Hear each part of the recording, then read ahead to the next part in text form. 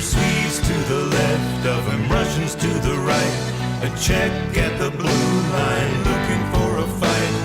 Brains over brawn, that might work for you. But what's a Canadian farm boy to do? Hit somebody. What else can a farm boy from Canada do? Hit somebody. What's a Canadian farm boy to do? Hit somebody. What else can a farm boy from Canada do?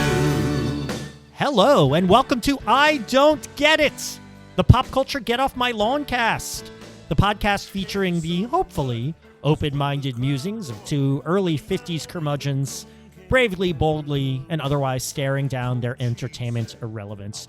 I am one half of your co-hosting team. My name is Noah Tarnow. I'm the founder and the senior quizmaster of The Big Quiz Thing, the Trivia Game Show Spectacular. And welcome to the show, folks, our first show of 2026. And this year, as a special treat to you, I am going to present to you my co-host. Same special treat I gave you last year, the year before that. Please say hello to my co-host all the way from Amsterdam in the Netherlands. Might I say, you're in good voice. You've been conserving with like tea and honey drops. Yeah, it's important. You've been babying those vocal cords for this. Gotta cut purpose. down on the sugar. It's making my larynx fat. You know what? Like, you're not eating celery and crunchy things that would abrade your I vocal hate celery. cords. Celery is nasty. Do you like celery?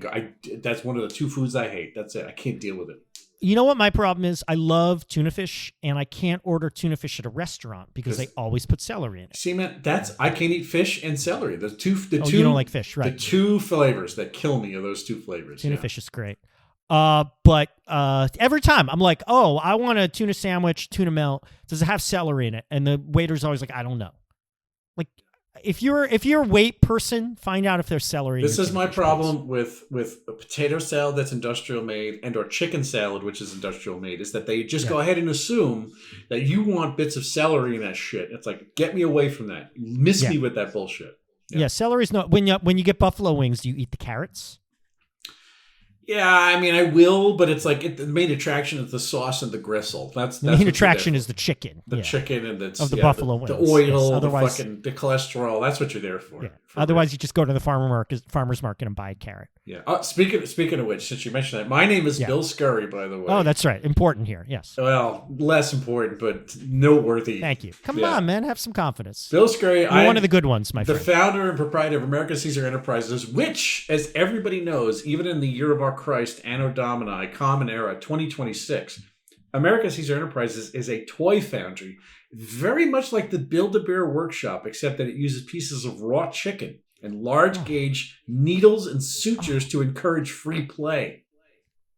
Oh, Bill, why do you do this to people? I'm just saying, it's like, I think that it is like Legos. Kids get to make their own game up out of our raw chicken, out of raw chicken. Generally, yeah, chicken pieces. If you want 4 wings on one chicken body, or 4 thighs, or perhaps maybe a wing and a thigh on each side. It could be like a doctor. It's like a Dr. Moreau. Dr. Moreau situation, with the exception you're not animating the chicken so much as it is just lazily reassembling. A little more innocent. Yeah. Do you know that when Mr. Potato Head was first marketed and sold, it did not come with that plastic potato body? It came with you were supposed to use an actual tuber, were you not? You were supposed to. I'm not kidding. Yeah, I love it. You were supposed to use an actual, or other vegetables. Like the cover of the box showed like zucchini and all that. And how did potato win? This is absolutely over true. Zucchini and all the other options? And the company switched gears for several reasons. One, the pieces had to be so sharp and pointy that it was considered dangerous for children. And 2, what kids would do is they would play with it. They would take a potato from the kitchen, in those days from mom. They would stick the faces, the little eyes and the mouths and stuff in, and they'd have their funny potato. And then they put their potato back in the box, and put the box back on the shelf in their bedroom, and the potato would rot and attract ants and vermin and whatnot. And also, now, the potato would become a red too. They have to like haul it up in front of the HUAC eventually at that time as well. What? Why? Because it was the 50s? Yeah, because it was the 50s. That's what most things happened. If it was a red potato, yes. Yeah, see, it was a russet potato. It was a commie potato. Yeah, better dead than red potato. But like honestly, Bill, I think that sounds like a lot more fun to me. Oh, do you playing with food? Actual Playing with the sharp, like you can use other things. You don't just have that same plastic shape of Mr. I liked Mr. Potato as a kid, but I think it would be more fun to actually use the part. I mean, that makes me want to like get the parts and sharpen them. Or I guess if you get a soft enough vegetable, you could stick it in like a peach or something, right? Well, I mean, you're blowing my mind here, but you could have Mr. Brickhead. You could have Mr. Baseball Head. It's all number. No, now you're being silly. Now I'm being silly. Well, no, that's an idea. You could take, instead of pieces with little sticks that you stick them in holes, you make them stickers. I mean, you could put googly eyes on a brick, right? Yeah. It doesn't sound like that. That's the thing is that my imagination leads me to like Mr. Tapioca Pudding Head, which is completely untenable. So you just take a bowl of tapioca pudding and float parts in there? And just wait for it to look like a disgusting mess that nobody wants to eat. It just doesn't sound like as much fun, man. Well, you're probably right, but it's the 50s. Yeah. How much fun did the 50s sound like? No one had fun.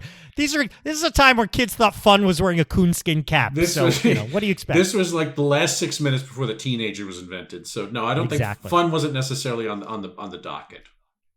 Do you know that the word teenager is only like 100 years old? Isn't that wild, right? Yeah. I heard that I was listening to a podcast, the Hit Parade podcast from Slate, great podcast about music chart history. And they mentioned Frankie Lyman and the Teenagers, who, were a huge hit in the 50s. They were kind of old news by the 60s. And Frankie Lyman died of a drug overdose when he was 25, rather. What drug did he have? Jesus. Good God, man. And he was young. He was like 13 when he was... Anyway, they said the band was Frankie Lyman and the Teenagers, and like part of the novelty of the band was the word teenagers. Yeah. Still felt like a newfangled word. It's a sensation, in 1956 or something. People didn't call, Spanky McFarland and Barry Alfalfa Switzer. Carl Switzer. Carl Switzer. The R Gang kids. They didn't get to be Tommy Dorsey. They didn't get to be teenagers. They just jumped right into 48-year-old men before they were killed, pretty much. You think so? Yeah, well, I know that Carl Switzer died young. He died in a bar fight. Spanky McFarland died in the 80s, but it's like I think they hopped right over teenagerhood. That wasn't a thing for them. Do you remember an R Gang Froggy? Oh, yeah. Yeah, I do. You know how Froggy died? Oh, my God. How? Was he killed by a thresher or something weird? He was like 11 years old. He was riding a scooter and he was hit by a car. See, that is why... One of those scooters the kids made in those days with the boxes. I mean, that's how I picture it. That's why to fully go into recursive trivia mode, it took me decades to realize why the Dodgers were called the Dodgers. Essentially, it meant you dodged streetcars. Right, in Brooklyn. Yeah, in Brooklyn. It's like, so you would need to go a few different levels back. You need to go back to Brooklyn, back to having streetcars, and kids who were jumping out of the way of streetcars because they were wastrels in the street. Yeah. Do you know why the LA Lakers are called the Lakers? Because they were originally Minnesota, and it transferred 10,000 lakes. Why were the Atlanta Flames? No, the Calgary Flames were called the Calgary Flames because they were originally the Atlanta Flames, named after Sherman's March. That's the other. Are you serious? Definitely, yes. That's actually. I didn't know that. I can believe it, but I didn't know. It's really fucked up. It's so strange. Wow. And do you know that both the San Jose Sharks and the Winnipeg Jets were originally from Manhattan? Yeah, Stephen Sondheim's musical. Right, exactly. They were. A lot of people. They were the original teams are made up of the cast of West Side, the Broadway cast. A lot of people don't know that the Hartford Whalers started off as the Nebraska Whalers from the indigenous cetacean population outside of Omaha. No, they started as Jamaica Whalers. They were Bob Marley's team. Spelled differently, anyway, but hey, you lost. We've gone from.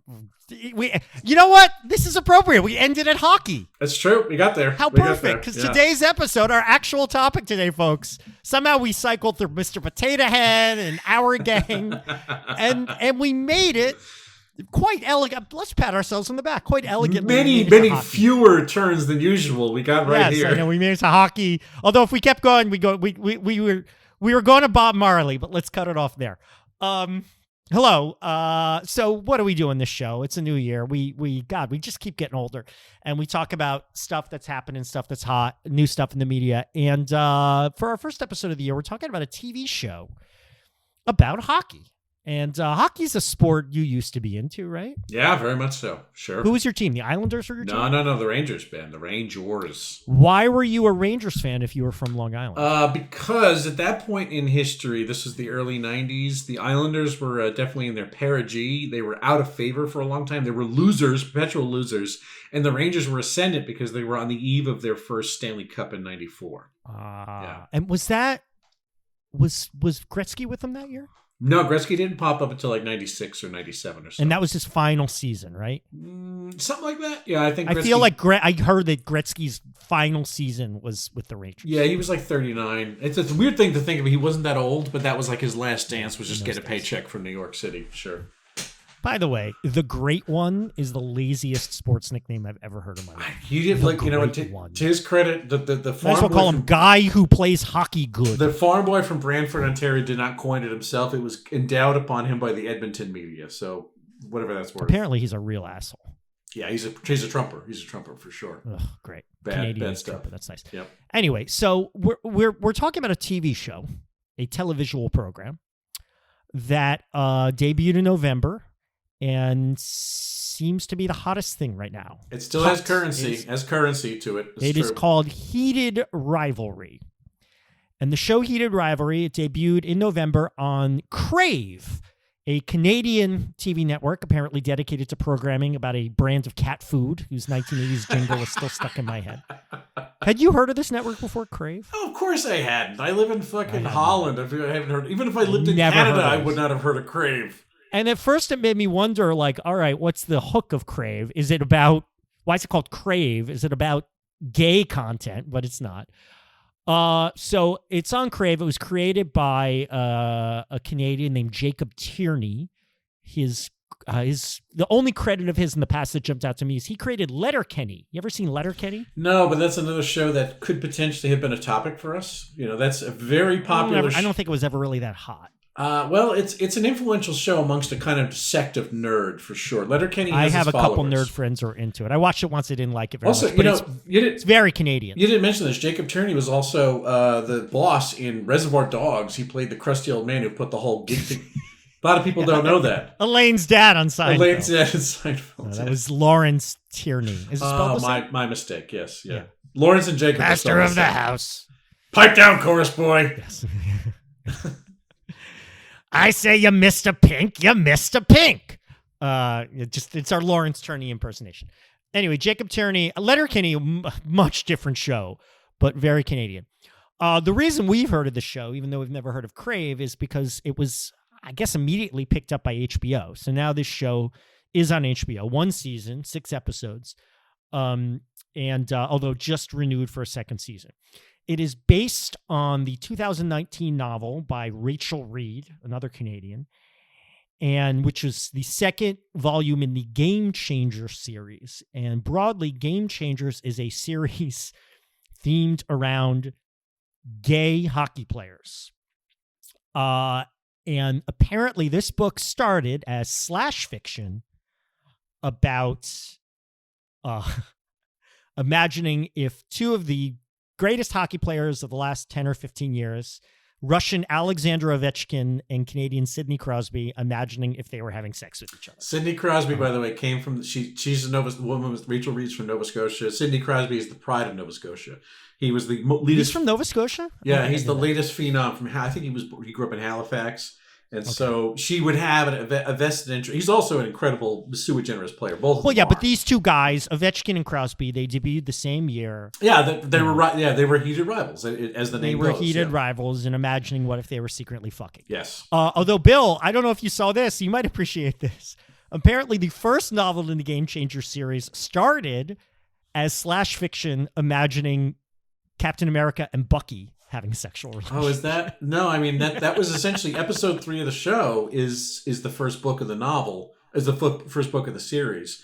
It was the guy, the captain of the New York Rangers, or the amalgam of the New York Rangers. Yeah, I know that they have a lot of different things to sort of pick and choose from. Yeah. Well, I'll get into that. So the main plot follows these 2 players, Shane Hollander, who is loosely based on Sidney Crosby. He's a Canadian player. He's from Ottawa. He's played by a Canadian actor named Hudson Williams. And the other player is Ilya Rozanov, who's a Russian player who plays, who is from Moscow, and he is played by an American named Connor Story. And Hollander and Rozanov are two superstar players who debut the same year, not for the NHL, on this show for MLH, Major League Hockey. And Hollander is is drafted to the Montreal Metros, and Rozanov is drafted to the Boston Raiders, I believe. By the way, So Montreal representation, by the way. Give it up to your old hometown here, you know what I'm saying? There is an establishing shot of Montreal. I recognize the street. I miss Montreal. Yeah. I only lived there for 3 years, but I missed it. So, these are made up, and they win the cup. They never say the Stanley Cup. They win the cup. So it's, not really the NHL made up team names. So they join the MLH the same year, and it follows their careers as they face off on the ice and in the media while secretly carrying on a sexual relationship. So as I said, it's 6 episodes. I watched 4.5. The people are very beautiful. These are beautiful men. Although I find it distracting how much Hudson Williams looks like Zach Greenfield, who was a good friend of mine growing up. The sex, who I'm pretty sure isn't gay now. I know he's married to a woman. The sex is very explicit. There's some. If you're uncomfortable watching gay men get it on, don't watch this show. It's not pornography, but it's awfully close. I mean, you don't. Do you see any? No, you don't see any penises. There's no schwang, but it's up until And it is very clear what is happening. The show has attracted quite a bit of critical acclaim. I believe it has 99% fresh rating on Rotten Tomatoes. It has become very popular among women, which is something that you sent me an article from The Guardian that really pointed that out. The Guardian headline said, "Women are feral for heated rivalry. What does that say about men?" So we will address that article forthwith. And as I said, it's just been renewed for a second season. And I watched 4.5 episodes. I have an episode and a half to go. And what you watched, episodes 1, 2, and 3, and then skip to episode 6? Yeah, I wanted to close it out and see where the pendulum swung. If that works for you. So, Bill, what did you think of this show? Well, the first thing I thought was Canada. Huh. Yeah. Of all places, in terms of... What do you mean by that? Well, the origin of this sort of thing, in that something that... You're surprised a show about hockey is based in Canada? No, the fact that something that was so swung into this avenue where we could sit here and say it's a queer show, and it's definitely a queer show. It's definitely more of a sexy show. Depends how you define queer, but okay. Exactly. I think it's more of a sexy show, and I don't recall any product coming out of Canada before that led with its lascivious sort of like the marquee attraction is the fucking. Don't get me wrong. People watch Game of... sure it's out there, dude. Well, yeah, but I mean... There's pornography in Canada, I guess. That's true, but it's like something that it is known for. Like Pamela Anderson's from Canada. So the Pam and Tommy tape is semi-Canadian. Dorothy Stratton was from Canada. She was from Vancouver. There's all sorts of sexy things that came out She was a porn star?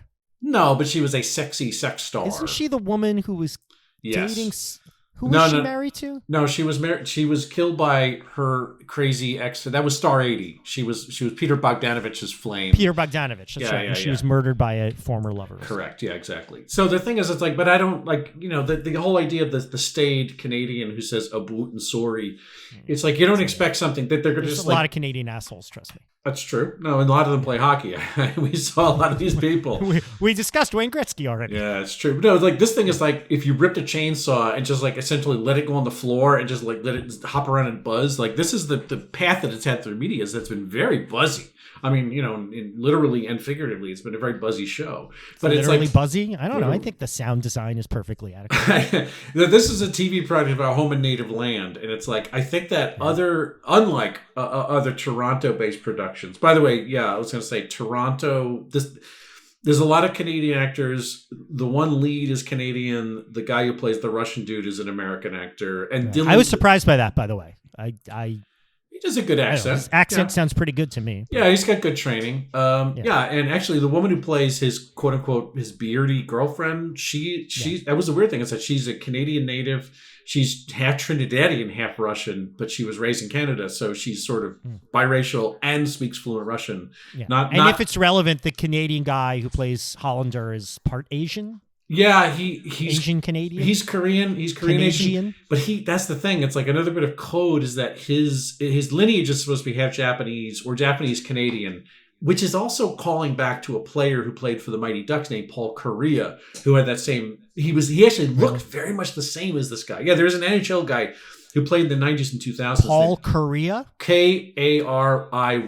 Yeah, a superstar.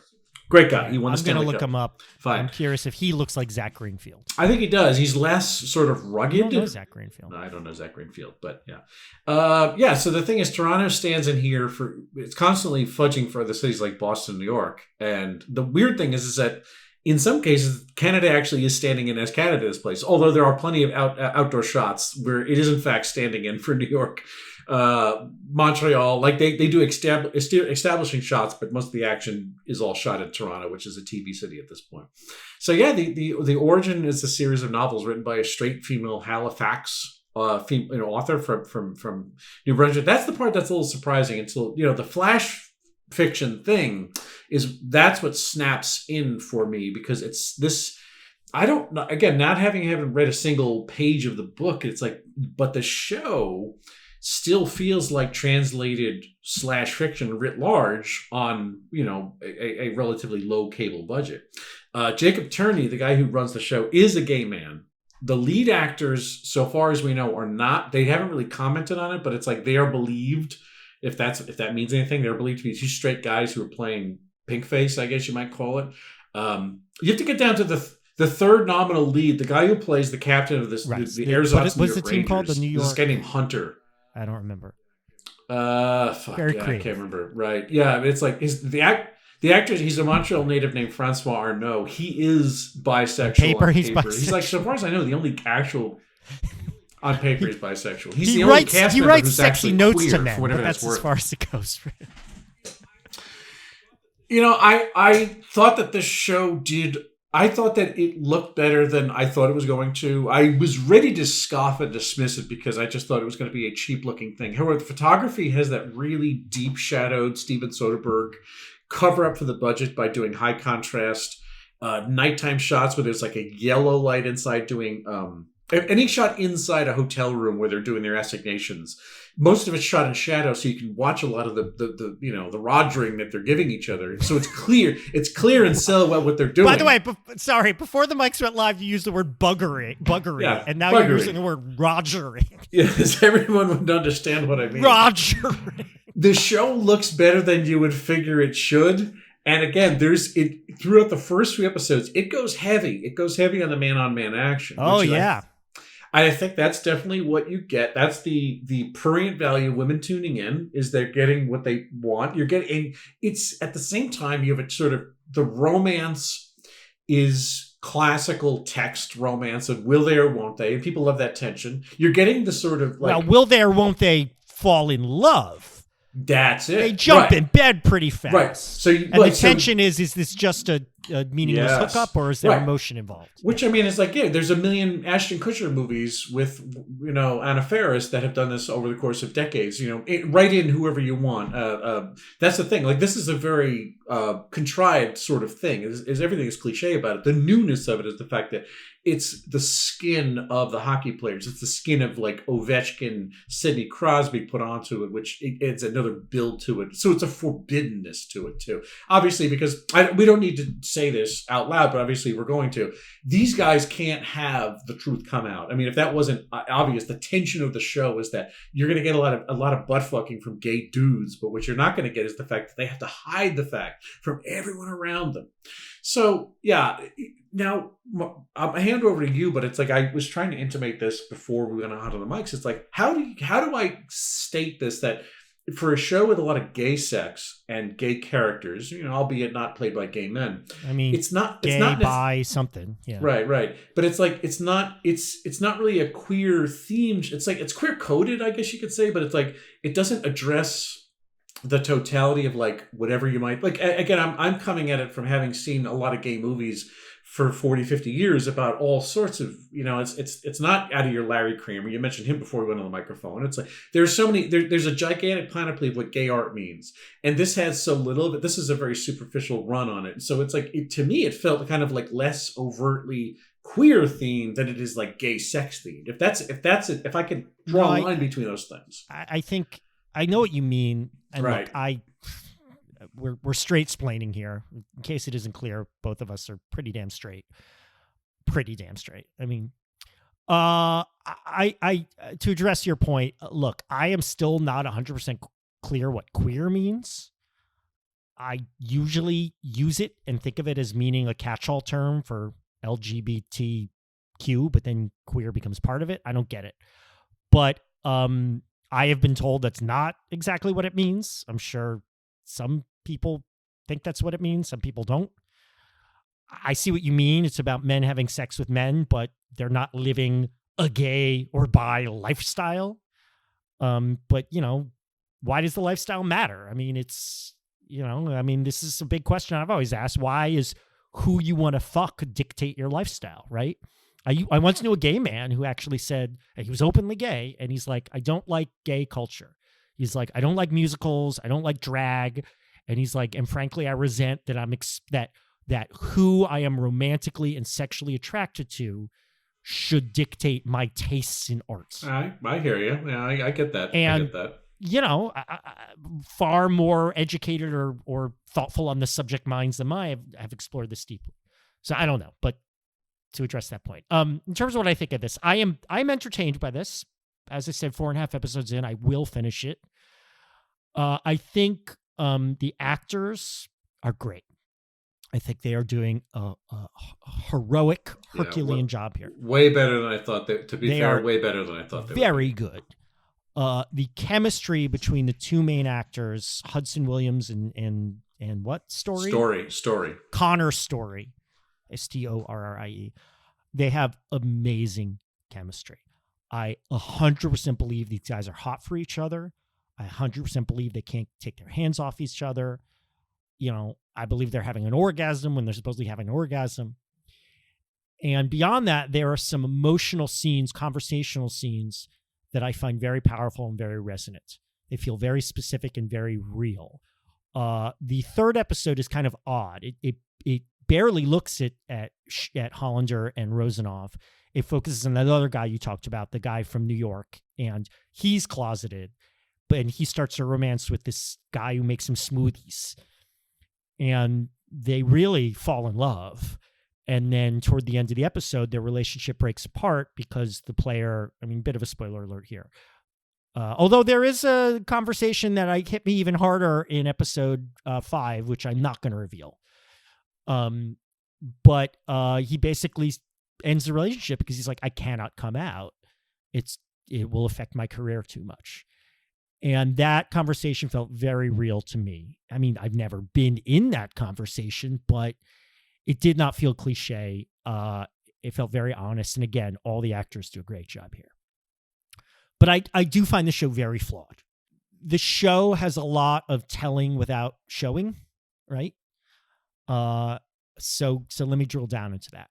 The show is called Heated Rivalry. The basic conceit is two rival, it's a pun, heated rivalry, but there's heat between them.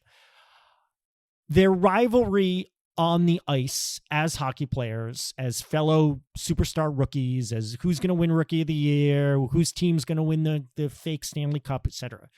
The rivalry is explained, but is not adequately depicted. They're basically living parallel tracks when they're not having sex with each other. I don't see any rivalry beyond what we're told, beyond the voiceover. We see no public arguments. We see no sniping between them in the media.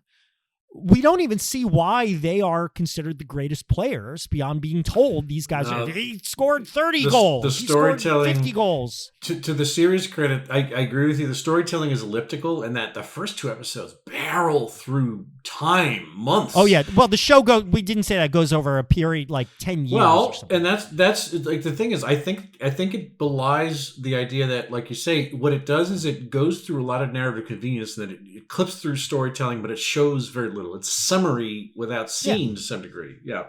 There's a lot of voiceover about they're the greatest, and you see, Shane doing a Rolex ad.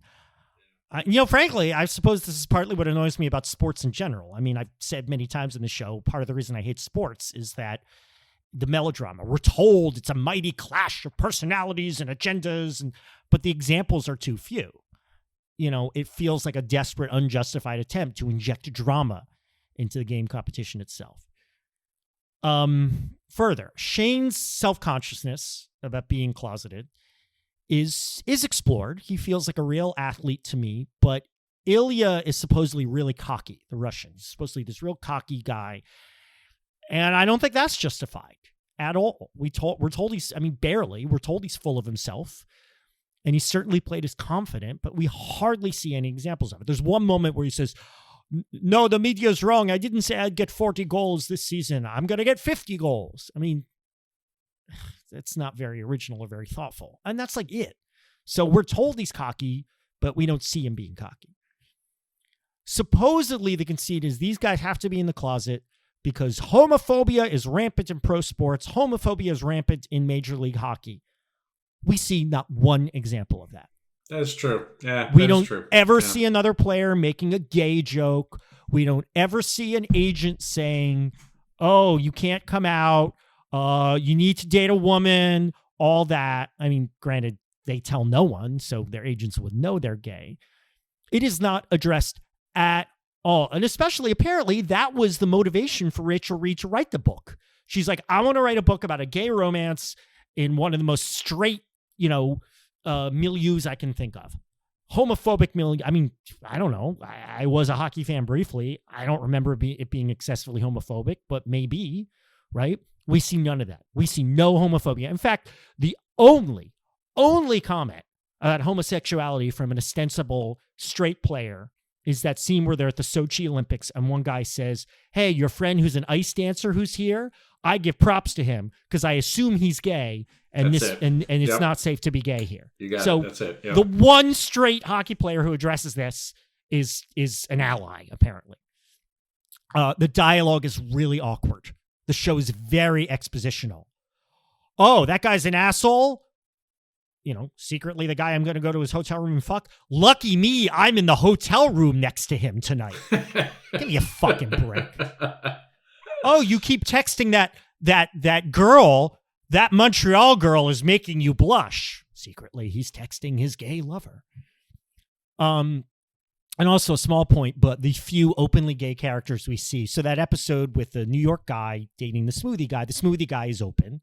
We see him go to a gay bar and hang out with his gay friends. Those characters feel like fucking caricatures. Hey, girlfriend. Oh my God. You have a boyfriend and you're like Cinderella. Give me a fucking break. I mean, I suppose that makes the closeted characters more interesting by contrast, but the sassy gay friend is such a stock character at this point. It's like a fucking caveman or a pirate. I find it irritating, and frankly, if I can say as a bit of an ally, I find it a little bit offensive. The show it's got some great stuff, but it's not a great show. Anyways, I should go. They're waiting for me, but good luck in the tournament. You will not be so nice when we beat you. That's not happening. Noah, can you tell me why, in spite of everything you just said, this show's popular? Well, a lot of people disagree with me. First of all, hot guys having sex has appealed to a lot of people, has obviously appealed to gay men. I'm sure there are a lot of quote-unquote straight men who find this exciting. But apparently it has a ton of appeal to women. I mentioned that Guardian article, and it really drills down into it. Well, it says, it's a long article. She interviews a ton of women of all backgrounds, gay, straight, bi, undefinable, married, single, old, young, what have you, and says how women almost universally seem to love the show, but men don't. And a few quotes here. The real romantasy, romantasy, this term of romantic fantasy. The real romantasy is not sex and romance with dragons and fairies, but sex and romance without misogyny and gendered hierarchy. So it's basically making an argument that what's especially appealing to women here is they get to see sex, and they get to see men having sex without the women are in their place, women are serving men, or even if it's not a serving thing, the typical roles that I understand why women feel are tiresome. Apparently this helps explain why, I've heard this before, there are lesbians who enjoy watching gay male porn. Sounds crazy to you, but hey. I saw the kids are all right. That was explained in the text of that movie. Yeah. Here's another quote from that. Erotic stories that focus exclusively on men sidestep the kind of gendered power imbalances that structure intimacy between men and women, both in fiction and real life. So that's, a more academic way of saying what I just said. I also think this show represents maybe a bit of pushback against a lot of unfortunate trends that we're experiencing in our culture these days. It's pushback against homophobia, which go America. It seems to be resurgent now. A few years ago, I was predicting that, homophobia was a dying animal, and now fucking whatever. So it's pushback against homophobia, but it's also pushback against, resurgent toxic masculinity. I feel the show reaffirms masculinity. These guys are very masculine. I mean, there's also a quote from that article. It says something like, it almost frames gay male sex as especially masculine. And I see where that comes from.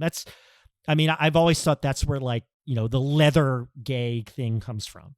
Like, there's nothing gayer than fucking another guy in the ass. I know that sounds crazy. Nothing more masculine. There is nothing gayer than it. Yeah. There's nothing more masculine fucking another guy in the ass. And as absurd as that sounds, I get exactly where that comes from. So, it reaffirms masculinity in a way that defies the sexism inherent in a lot of modern discourse by showing explicitly male sex and romance that is free from overt sexism. So I see why this is a lot to offer women. I see why some men find it threatening. And, it makes a lot of sense that this would be popular, even with the flaws that I think are readily apparent. If you're coming from queer cinema of for instance, Andrew Hay, the director who did All of Us Strangers and Weekend, and he's just a top-notch British filmmaker who kind of drills down to the essence of this, but makes it so wholly queer and not queer at the same time, and it's so universal. It's the best version of this that you can imagine. And then this, to me, comes across as, this is the sort of, I'm not saying there aren't gay viewership of this, because I'm sure there is, but it's I think this is a ton. But this in fact, I listened to a brief podcast. There's a lot. This is also a straight male. This is a straight female fantasy too. I think, but it's very popular among gays. Of course, yeah. I think that the story is told better elsewhere. Again, you litigated this case up front when you gave your thoughts on it. But it's for what you are getting as in terms of a showpiece of the 48 to 51 minute trip through the male body through handsome silhouettes fucking each other. It's a big deal. You don't get a lot of that. Even Game of Thrones, with all the nudity and boobins and sexes and whatnot, even Game of Thrones only had one gay relationship, and it was treated as risible and or forbidden. It was all the worst. I didn't make it that far. The only thing I remember is Aquaman pouring liquid metal on a guy's head. Yeah, that was cool. That's literally the only thing I remember from watching the first half of the first That's season. all tough guy shit. Nothing gay about that. You know what I'm saying?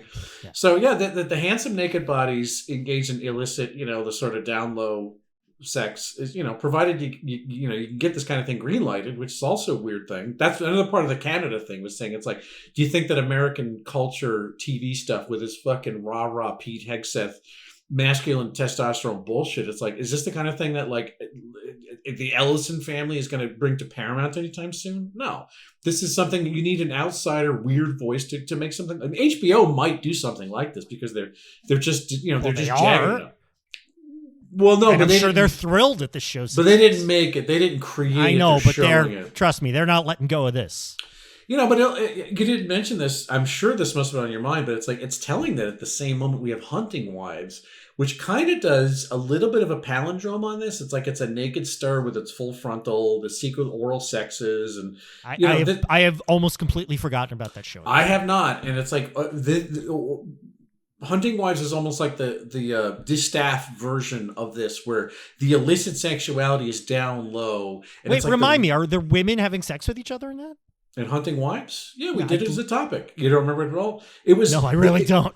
Okay. All right. So Is it hot? Because if it was hot, I might remember. Yeah, it was full frontal. Marin, what is it? Marilyn. You see women. Oh, that's right. Of course you do. dude. I'm remembering it now. Yes, you see Malin Ackerman having sex with other women. Malin Ackerman in the pilot whips off her dress from pubis to clavicle. You see every inch of her in her glory, and it was amazing. But it's like that show too is also giving you the idea that the sex is forbidden. The sex is a secret pleasure that it's like it's a secret need. Okay, need and pleasure, or whatever you want to call it. It's like the male version skates out of the penalty box and answers some deep scene from an audience, which is on the hunt for pervy, peaking sexuality, among other things. And I think that at the very least, the tip of the iceberg is it gives you pervy, peaking sexuality. You look pretty. You're wearing makeup too. Yeah, but I don't look pretty. Bill, if you were younger now, a teen or perhaps in your early 20s, fresh with the bloom of youth, on the cusp of manhood, more ways than one. You're making it sound too attractive now. Exactly. I know. Really skating into Which this. cusp are we talking about, my friend? Bicuspid. Yeah, the cusp of your manhood. Yes, he was. Cusp. Yeah, what would that be? The tip of your penis? Intransigent. I'm explaining the dirty metaphor. There you go. Intransigent, untenable manhood that need to be tamed by an older mentor figure. Shit. Exactly. Oh boy, here we go. My manhood is barely tenable. If you were a young man, either a teen or early 20s, would you enjoy this show? Well, that's the funny thing. I was thinking about the intersection of how much do I enjoy watching gay sex with how much did I watch. There's nothing you enjoy more, Bill. That would have been the biggest burn in my middle school. So the thing is, this being based in the world of hockey, again, they don't call it. It's called the gigantic hockey league, the enormous MLH. hockey league. So whatever. it's like how baseball isn't the MLB, it's just MLB, Major League Baseball. Major League Baseball, yeah. So it's MLH, Major League Hockey. Way to get specific with it, yeah. Which also, by the way, I mean, obviously, the league wouldn't have wanted anything to do with association, but I'm sure that was just, they didn't even ask the league. I'm sure they just said, we're going to do our own thing. Let's not worry that about opens, it. Yeah. Yeah. There are reasons they didn't do that. Do you really think the NHL would object? It's tough. First of all, there are no openly gay players, as we know. There are none? No, of course not. No, that's what I'm saying. This speaks to a topicality. But there are openly gay guys in the NBA, right? Maybe one or two. That I don't know for sure. And look, there was an openly gay baseball player a while ago. Or you know what? He came out after he retired. That's the thing. There are definitely Billy Bean, right? Billy Bean. Oh, Billy Bean was like, yeah, six. I guarantee there are definitely openly gay players after the game. Yes, of that I have no doubt. That's pathetic. In the locker, yeah, of course it's pathetic. That's the point. So the thing is, yeah, you're talking about like my Ranger fandom in the early '90s because of fucking playing it on Sega Genesis and watching the Rangers win the Cup in '94. The hunger for what would have been like validating a drama show that came out of the league, the man's league, seems interesting. And it would have been undercut by my own young homophobia, I think. But it's like, what? It's going to be a show about hockey, but it's really about dudes, blowing each other's backs out and hockey in hotels, that sort of thing. I'm saying it's like, I think that I could have found it way more difficult to buy into this. The hockey really is not what it's about. As much as it is wallpaper with hockey, the text of the show is about something different. So I think it would have taken more than the sex scenes and the sort of eroticism or the romance. Let's put it this way. The romance, definitely, younger me wouldn't have been onto a romantic show. Even if it was about fucking Captain America and Bucky. Even if it was about hockey. Even if it was about fucking turkey sandwiches. Whatever it is that I love, I need more than that. This just wouldn't have, I don't think it would have got me. Like you, romance did nothing for me. So a show centered on romance would not have no shame. I mean, seriously, no shame about it. It's just not my thing. Yeah. What I am ashamed of, although, come on, is, and for those of you who aren't, roughly our age, I hope you understand how there was no insult greater when we were in middle school than you're gay.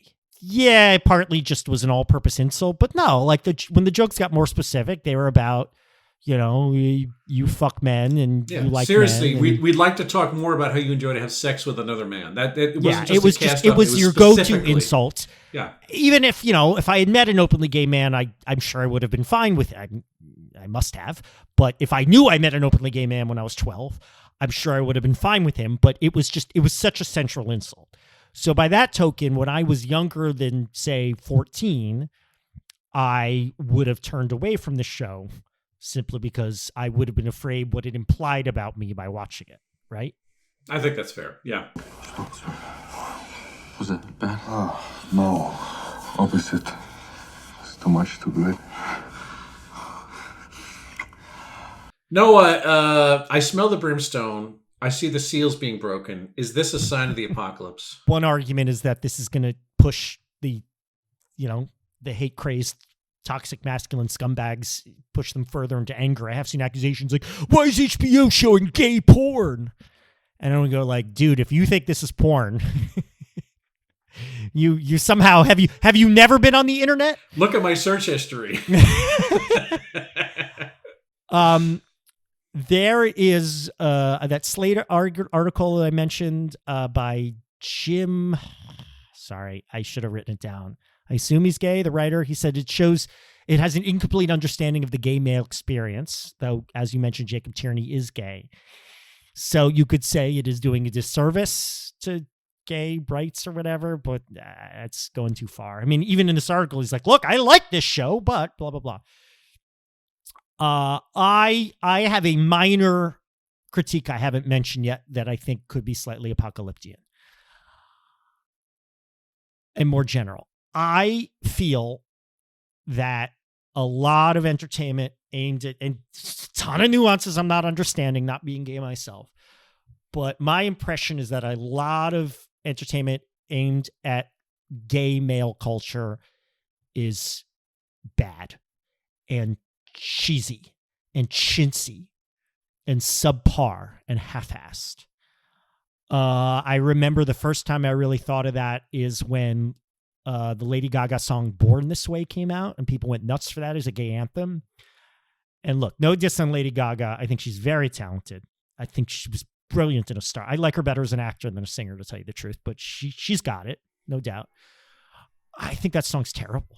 It wrote itself, if you think about it. It's kind of like the easiest draft of a song for Lady Gaga you could imagine. Lazy, and this is, Lady Gaga and your girl Lana Del Rey.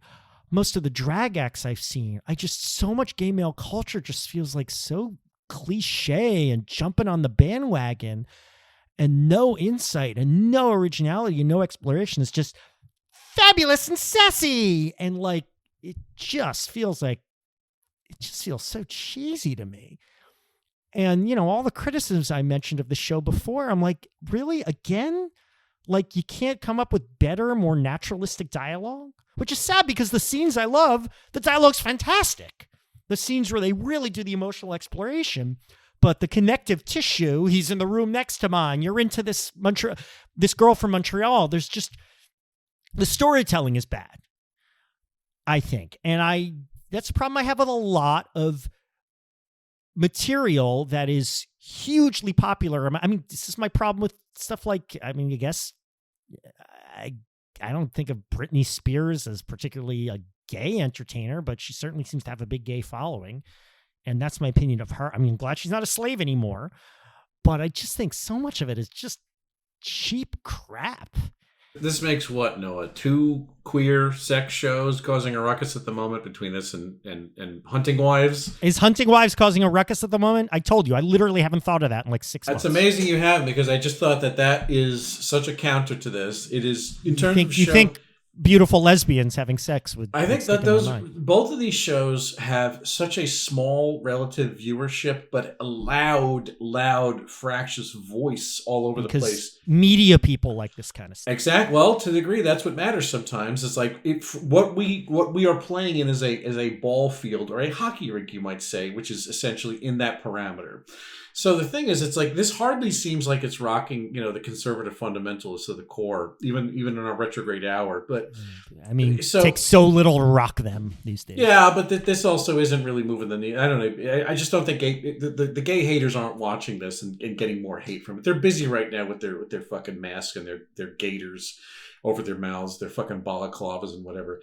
But it's worth, I think it's worth noting that, maybe it's a tangent to what you were saying in terms of like how much do you like, what kind of bar do you need to clear to be a level of entertaining in our market, especially if you're doing some pandering. I think this is pandering. I mean, again, by all means, have at it, do pandering. That's great.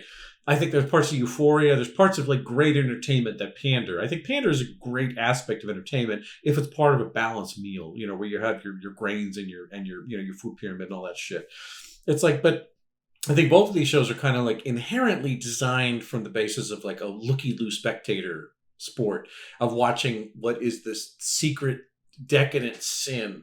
I know that Haunting Wives certainly almost like textually considers that this is something, the men are out doing oil deals, lighting cigars somewhere in Dallas, while the women are shooting off shotguns and then putting their faces in each other's you know, pubis and that kind of thing. It's like, and it's like, but so the whole thing is like, it's illicit, it's forbidden, it's decadent, right? It's like the whole idea. There was this thing about like, oh, gay sex was a choice. Gay sex was this thing that you decided, you opted into because you're lascivious and you're weak and you're devious. And I'm not saying that the show says that about it, but there's still this idea, the delicious tension of the thing you're not supposed to do.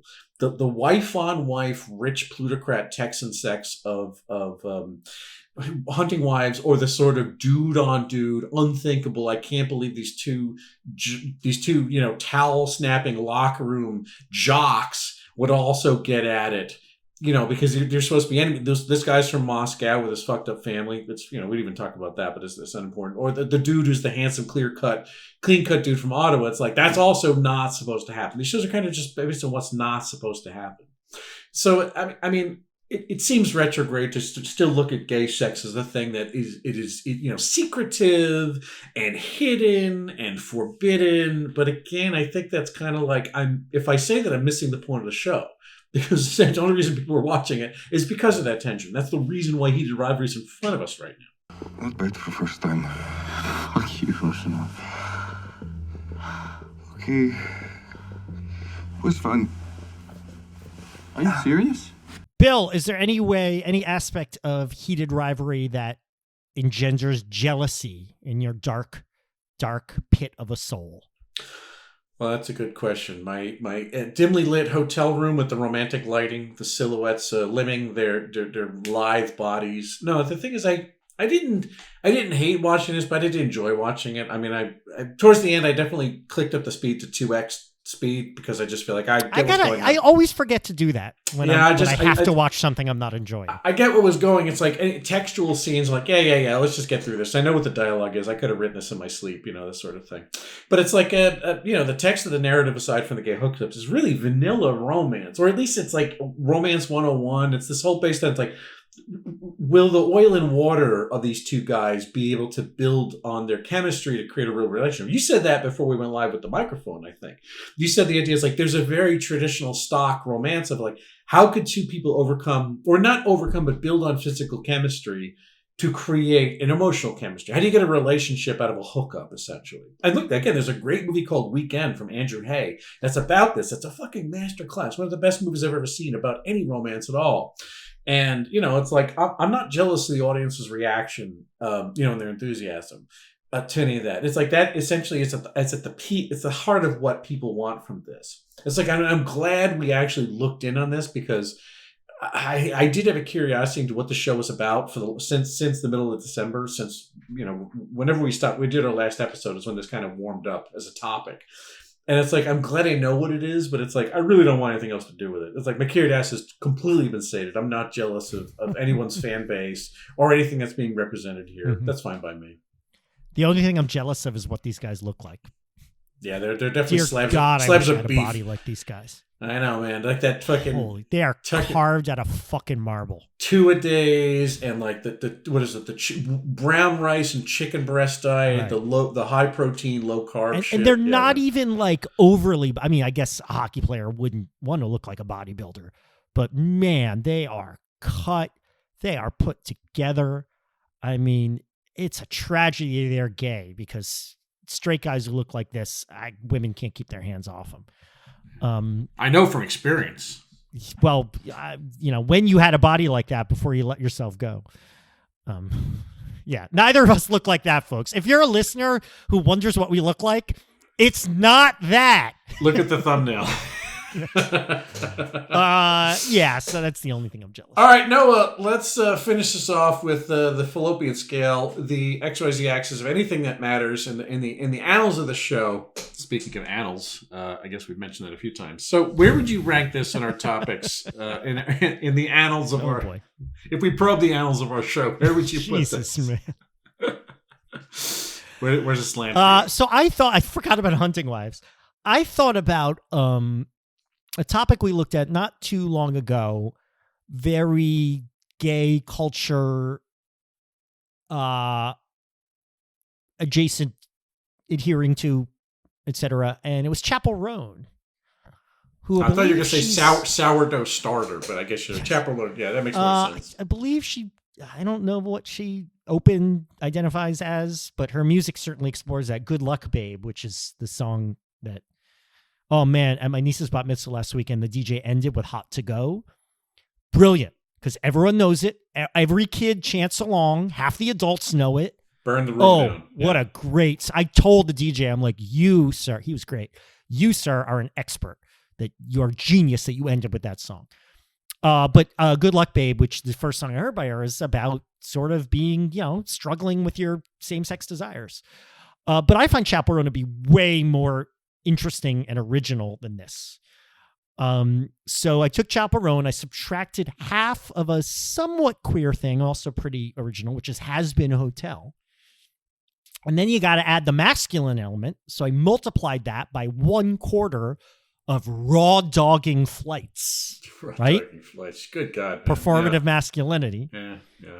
And then you add 32.6184.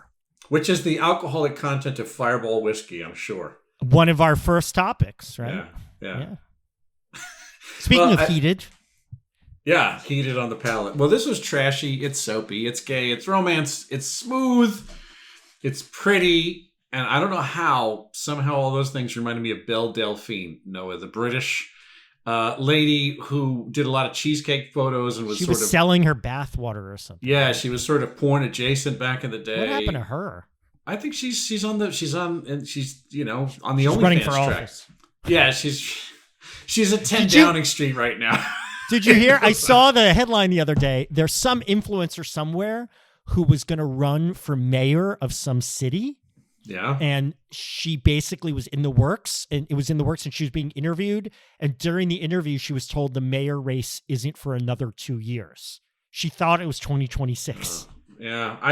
Her team shifted gears, and now she's running for city council. I both hope that's true and not true. I would love both. How dumb people are. It's a little dumb. Well, yeah. all right. I think there's nothing left to say. I think we pretty much, not since Larry Kramer have two people essayed the state of gay culture in America as the way the two of us have right now.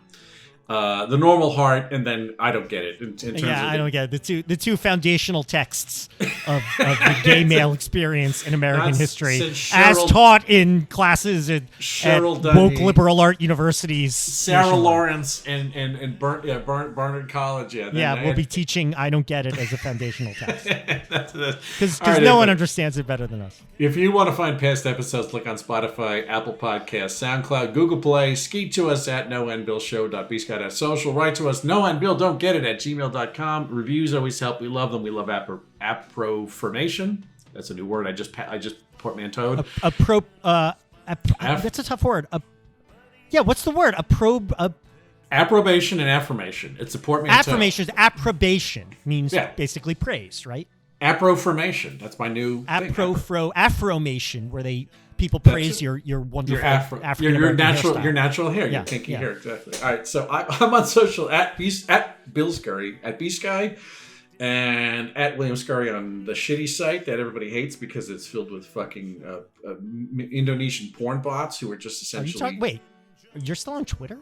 I'm still on Twitter, big time. Yeah, it happens, and I'm on Insta. I'm on all those things, and YouTube.com/AMCaesar is where my video stuff is, and you can find issues of this comic book we put out today, this paper periodical that we issue regularly. Yeah, Noah will tell you where you can find him.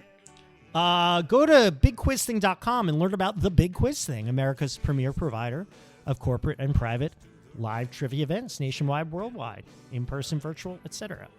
If you're in the New York area, we have a big event coming up, a rare public event, March 2nd, back at the Slipper Room, the site of the very first Big Quiz Thing. Low those many 2 decades. Check out, it's all over the socials. Check out Insta. It's on the socials. You're doing it. I will be there hosting it. See you in New York, friends. Tickets on sale now.